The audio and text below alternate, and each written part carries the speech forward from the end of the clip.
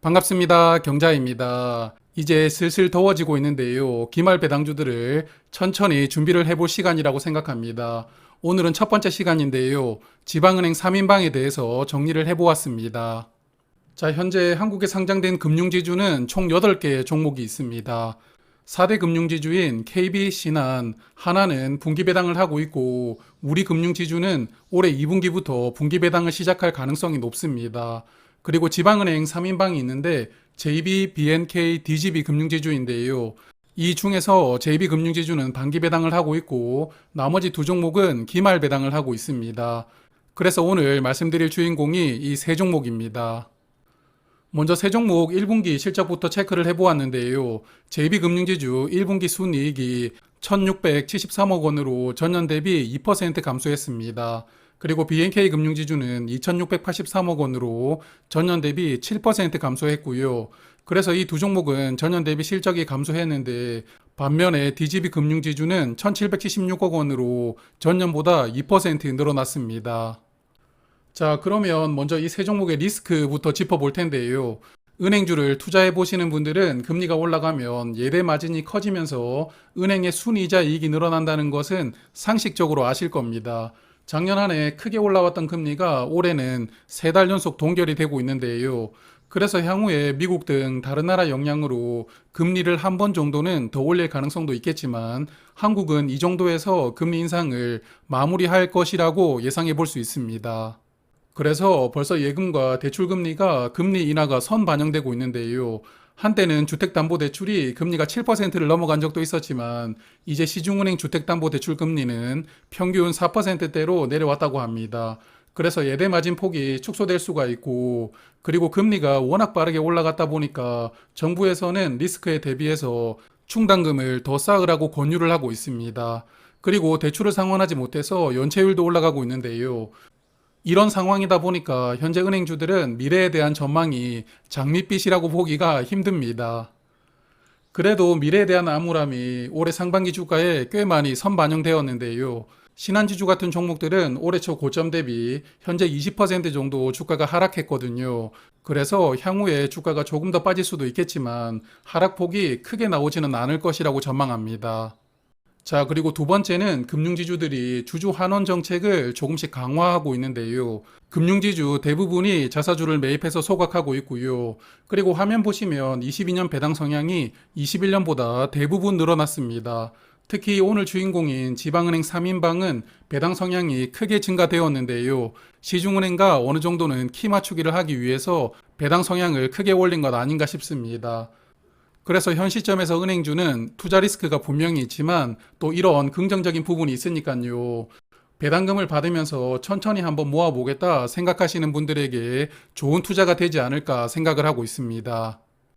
자, 그러면 한 종목씩 조금 더 자세하게 볼 텐데 먼저 JB금융지주부터 보겠습니다. 화면은 JB금융지주에 포함된 회사들인데요. 메인은 전북은행과 광주은행입니다. 그래서 여기는 전라남북도 전체를 주력으로 하고 있는 은행입니다. JB금융지주 최대 주주는 삼양사입니다. 삼양사가 지분을 약 14.6% 보유를 하고 있는데 여기 2대 주주가 최근에 이슈를 많이 만들어주고 있죠.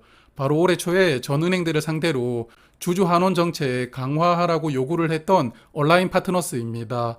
지분을 14% 보유하고 있는데 최대 주주와 지분 차이가 거의 나지 않고요. 여하튼 이런 행동주의 펀드가 긍정적인 영향과 부정적인 영향을 동시에 주고 있는데 개인적으로는 은행들이 주주 환원 정책을 조금 더 강화하게 만들어주는 긍정적인 역할을 했다고 저는 생각하고 있고요. 그래서 JB금융지주는 얼라인 파트너스라는 존재 때문에 주가가 위아래로 크게 움직일 가능성이 있습니다. 그리고 3대 주주인 OK저축은행은 배당금을 많이 주는 금융주들을 대상으로 여러 곳에 대규모 투자를 하고 있던데요. 여기는 경영권보다는 그냥 배당금을 목적으로 투자했다고 저는 추측하고 있습니다. 그럼 올해 배당금 예상을 해볼 텐데요. 증권사들은 JB금융지주 올해 순이익으로 6,224억 원을 예상하고 있습니다. 전년 대비 실적이 1% 정도 늘어나는 것으로 전망하고 있습니다. 그리고 이 종목은 작년 배당 성향이 27%였는데요. 그래서 증권사 컨센서스에 작년 배당 성향을 적용해서 올해 배당금을 예상을 해보도록 하겠습니다. 자, 조금 전에 증권사 컨센서스가 6,224억 원이라고 말씀을 드렸고요. 배당 성향이 27%이면 배당금 총액이 1,680억 원이 됩니다. 이 종목은 주식수가 약 1억 9,700만 주 정도 되는데요. 배당금 총액을 주식수로 나누어 주면 주당 배당금이 853원 정도로 계산됩니다. 이 종목은 22년부터 반기 배당을 해오고 있는데요. 올해도 반기 배당할 것이라고 예상합니다. 그래서 일단 중간 배당금은 전년과 동일하게 120원을 예상을 했고요. 기말에는 733원을 배당하면서 올해 총 배당금은 853원 정도가 될 것이라고 생각을 했고요. 전년 배당금은 835원이었으니까 전년 배당금보다 18원 정도 증가가 예상됩니다. 그래서 제가 예상한 배당금을 받을 수 있다면 현주가 기준 배당 수익률이 9.7%가 되는데요. 역시나 4대 금융지주보다는 배당 수익률이 조금 더 높을 것이라고 예상되고 있습니다. 그리고 JB금융지주는 상반기에 자사주를 매입하지 않았는데 하반기에는 매입할 수 있을 것이라고 전망하고 있는 증권사가 있습니다. 그래서 하반기에 자사주를 매입하기 시작한다면 아마도 소각 시점이 빠르면 연말이 될 것이고 늦으면 내년 상반기가 되지 않을까 생각을 하고요. 그리고 내년에는 분기 배당 가능성도 있을 것으로 전망하고 있습니다. 화면은 JB금융지주 주봉 차트인데요. 올해 초에 온라인 파트너스가 주주 소환을 보내면서 적극적으로 주주 환원 정책을 요구를 했었는데 이런 이슈로 주가가 11,000원을 넘기도 했습니다. 하지만 이후에 주주총회에서 온라인의 주장이 대부분 무산되었는데요. 또한 이때 은행주들 악재가 나오면서 주가는 8,000원대까지 되돌려졌습니다. 그래서 현재 주가는 고점 대비 21% 하락했고 작년 저점 대비해서는 25% 정도 상승한 주가이고요. 23년 1분기 기준으로 PER은 2.9배, PBR은 0.36배인데요. 지방은행 3인방 중에서는 PBR이 그래도 가장 높습니다. 자, 그러면 두 번째 종목 BNK 금융지주 만나보겠습니다. 여기도 캐피탈, 투자증권, 저축은행 등 다양한 금융회사가 연결되어 있지만 핵심은 부산은행과 경남은행입니다.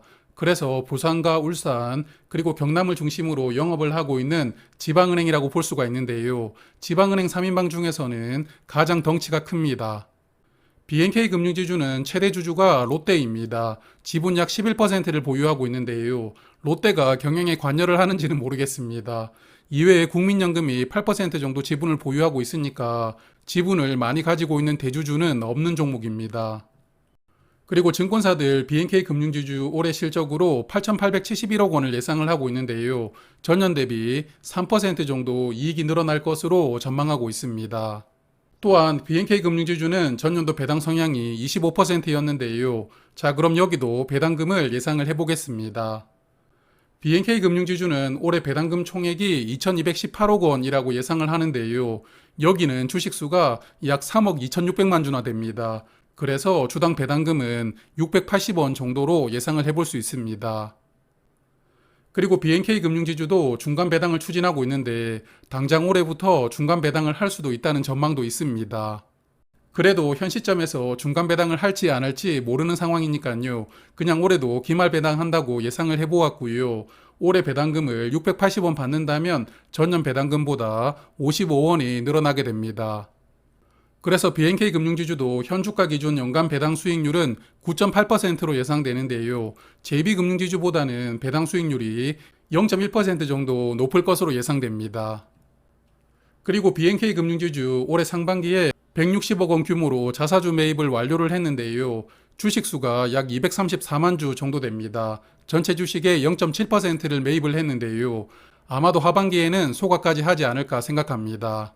BNK 금융지주는 작년 12월에 주가가 7,460원까지 상승을 했었고 이후에 배당락이 크게 나왔습니다. 하지만 다른 은행주들 주가가 올라갈 때 이 종목도 배당락을 거의 다 회복을 했었는데요. 결국에는 또 주가가 하락하고 말았습니다.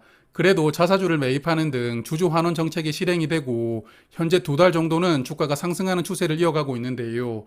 현재 주가는 전 고점 대비 7% 정도 하락했고 전 저점 대비는 13% 정도 상승한 주가입니다. 23년 1분기 기준으로 PER은 2.9배 정도 되고 PBR은 0.23배입니다. 자, 오늘 마지막 종목 DGB 금융지주인데요. 여기도 여러 개 계열사가 있지만 핵심은 대구은행입니다. 대구 경북 지역을 중심으로 영업을 하고 있고요.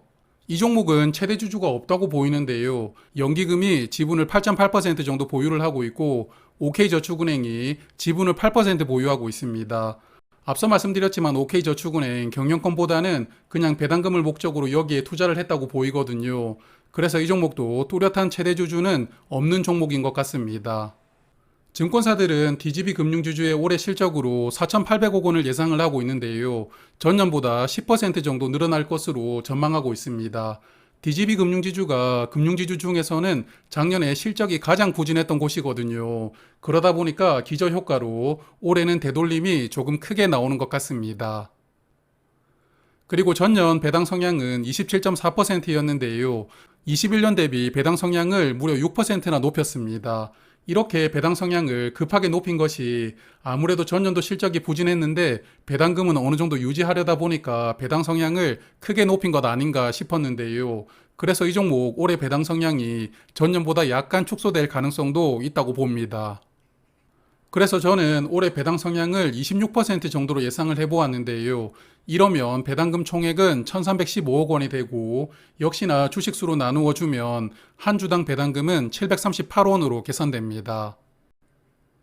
DGB 금융지주도 중간 배당을 검토는 하고 있는 것 같지만 올해는 그냥 기말 배당으로 갈 것 같고요. 그래서 올해 배당금은 738원을 예상을 해보았는데 전년 배당금보다 88원 정도가 늘어날 것 같습니다. 그래서 제가 예상해본 배당금을 받는다면 현주가 기준으로 배당 수익률이 10.2%나 되는데요. 지방은행 3인방 중에서는 가장 높은 배당 수익률이 예상됩니다. 그리고 DGB 금융지주는 지난 5월에 200억 원 규모로 자사주를 매입하겠다고 공시를 했는데요. 현재 하루에 5만 주씩 자사주를 매입하고 있더라고요. 아마도 하반기에 소각을 예상을 해봅니다. 자, 그리고 이 종목 주가 움직임이 BNK 금융지주와 비슷합니다. 작년 12월에 주가가 8,000원까지 상승했었는데 현재 고점 대비 10% 정도 하락한 상황이고요. 저점 대비는 9% 정도 주가가 올라왔습니다. 올해 1분기 기준으로 PER은 3배이고요. PBR은 0.2배 정도 되는데 밸류도 BNK 금융지주와 거의 비슷합니다. 자, 그러면 오늘은 여기까지 말씀을 드리고요. 다음번에는 증권주 중에서 고배당을 하는 종목들을 한번 정리를 해보겠습니다. 고맙습니다.